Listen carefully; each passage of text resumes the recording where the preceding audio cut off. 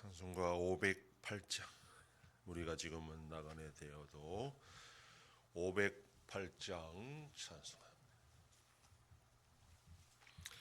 우리가 지금은 나그네 되어도 화려한 천국에 머져 나가리니 이 세상 있을 때 주 예수 위하여 끝까지 힘써 일하세. 주 내게 부탁하신 일 전사도 뭐하겠네. 화목해 하라신 구주의 말씀을 온 세상 널리 전하세. 주 예수 말씀이 온 세상 만민들 흉악한 죄에서 떠나라 하시니 이 말씀 듣고서 새 생명 얻어라. 이 기쁜 소식 전하세. 주 내게 부탁하신 일 전사도 뭐하겠네. 화목해 하라신 구주의 말씀을 온 세상 널리 전하세. 영생의 복락과 천국에 갈 길을 만 백성 알도록 나가서 전하세. 주 예수 말씀이 복음 전하라. 우리에게 부탁하셨네. 주 내게 부탁하신 일 전사도 뭐하겠네. 화목해 하라신 구주의 말씀을 온 세상 널리 전하세. 전능하사 천지를 만드신 하나님 아버지를 내가 믿사오며 그 외아들 우리 주 예수 그리스도를 믿사오니 이는 성령으로 잉태하사 동정녀 마리아에게 나시고 본디오 빌라도에게 고난을 받으사 십자가에 못 박혀 죽으시고 장사한 지 사흘 만에 죽은 자 가운데서 다시 살아나시며 하늘에 오르사 전능하신 하나님 우편에 앉아 계시다가 저리로서 산자와 죽은 자를 심판하러 오시리라.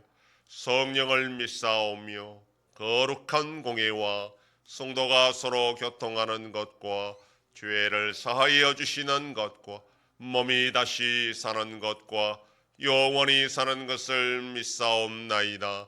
아멘. 하나님 말씀 고린도전서 15장 29절 말씀. 신약성경 283페이지.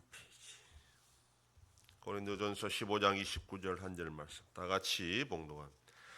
만일 죽은 자들이 도무지 다시 살아나지 못하면 죽은 자들을 위하여 세례를 받는 자들이 무엇을 하겠느냐? 어찌하여 그들을 위하여 세례를 받느냐? 아멘. 부활의 사실성을 논증하면서 바울은 당시에 행해졌던 관행을 지금 모순에 대해서 지적합니다. 죽은 자들을 위해 세례를 받는다 하는 이 말이 상당히 난해한 구절로 알려져 있고 이것과 관련하여 수많은 설명이 있습니다. 이 구절을 통상적으로 죽은 자를 대신하여 살아있는 자들이 세례를 받는 것으로 그렇게 이해를 합니다. 역사적으로 2세기에 터툴리안이나 크리소스톰 같은 그런 교부들이 자기의 책에 그 당시 대리 세례의 관행이 있었다 그렇게 기록하고 있기도 합니다. 올바른 성경적 입장은 대리 세례는 불가능하다라는 겁니다. 성경 어디에도 죽은 자를 대신하여 살아있는 자가 세례를 받아야 된다 가르치지 않습니다. 그가 믿고 죽었든지 믿지 않고 죽었든지 죽으면 그리고 그것으로 그의 운명은 결정된다라고 성경은 말하고 있습니다. 또한 세례는 결코 구원의 조건이 될 수 없습니다. 구원은 오직 예수 그리스도를 믿음으로 받는 것이지 세례를 받아야 구원받고 세례받지 못하면 구원받지 못하는 것이 아닙니다. 믿지 않았는데 세례를 받았다고 구원받는 것도 아니고 믿었는데 세례받지 못했다고 구원받지 못한 것도 아니라는 것입니다. 따라서 당사자는 예수 그리스도를 믿고 돌아가셨다면 그 자신의 세례를 받았는지 여부와 상관없이 그는 분명히 구원받은 것이고, 그가 믿지 않고 돌아가셨다면 세례 여부와 상관없이 그는 구원을 받을 수 없다라는 것이 성경이 가르치는 진리입니다. 그러므로 죽은 자를 위해 산 자가 아무리 세례를 받아도 그 죽은 자의 영혼의 운명이 바뀌는 일은 일어나지 않는다라는 것입니다.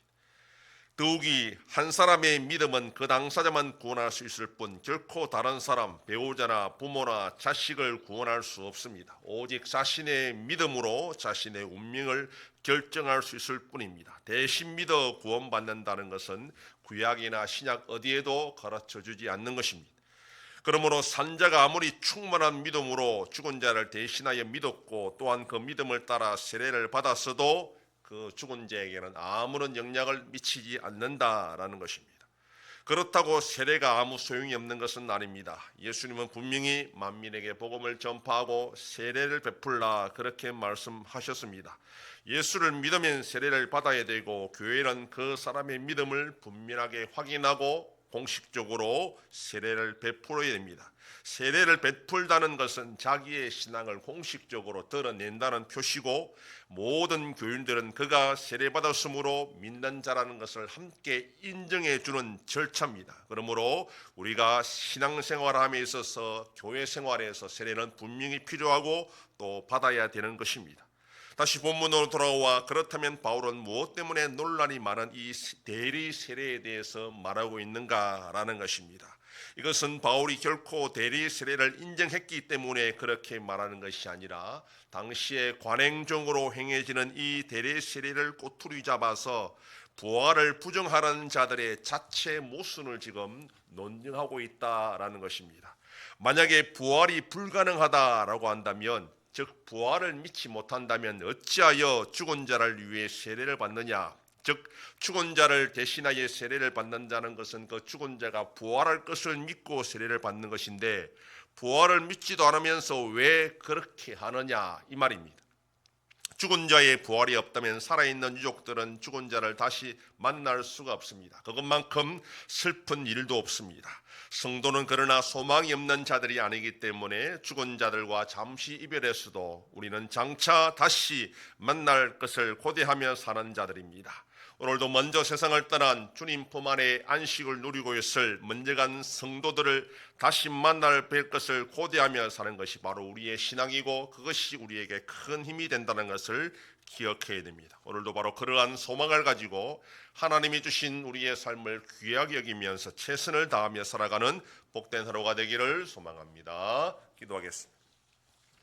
하나님 아버지 감사합니다. 지난밤도 지켜주시고 또 이 새벽을 깨우며 주님 앞에 나와 기도하고 오늘 하루도 살아가게 하시니 감사합니다. 죽은 자리에 부활이 없다면 이 세상의 삶이 전부라면 믿는 성도가 가장 불쌍한 사람이라 여사오니 우리가 반드시 부활을 믿고 먼저 간 성도를 다시 만날 뵐 것을 소망하며 주어진 삶에 성실히 최선을 다하는 복된 자들이 되게 하여 주시옵소서. 아버지 하나님이 나라 대한민국과 함께 하시고 은혜와 긍휼로 올바로 인도하여 주시옵소서. 전쟁 속에 있는 나라들도 불쌍히 주시고 속히 평안을 허락하여 주시옵소서. 우리 안송교회가 주님의 교회로 세워짐으로 하나님 아버지께 영광 돌리는 교회가 되게 하여 주시옵소서. 성도의 가정과 생업에 복을 주셔서 감사가 넘치는 가정이 되게 하여 주시옵소서. 자녀들의 삶 가운데도 함께하여 주시고 어린 생명들을 지켜주시옵소서. 연로하신 어르신들 붙잡아 주시며 병중에 있는 성도들을 불쌍히 여기사 치료하여 주시고 회복시켜 주시옵소서. 오늘도 거룩한 주일을 준비하는 손길들마다 우리 하나님 아버지께서 힘과 능력을 주셔서 기쁨으로 섬기는 복된 하루가 되게 하여 주시옵소서. 이 새벽에도 주님께 기도하는 종들을 기억하시고 간절히 구하고 빌 때마다 들으시고 속히 응답하여 주시옵소서. 감사드리며 예수님 이름으로 기도드립니다. 아멘. 하늘에 계신 우리 아버지여, 이름이 거룩히 여김을 받으시오며 나라의 임하옵시며 뜻이 하늘에서 이룬 것 같이 땅에서도 이루어지이다.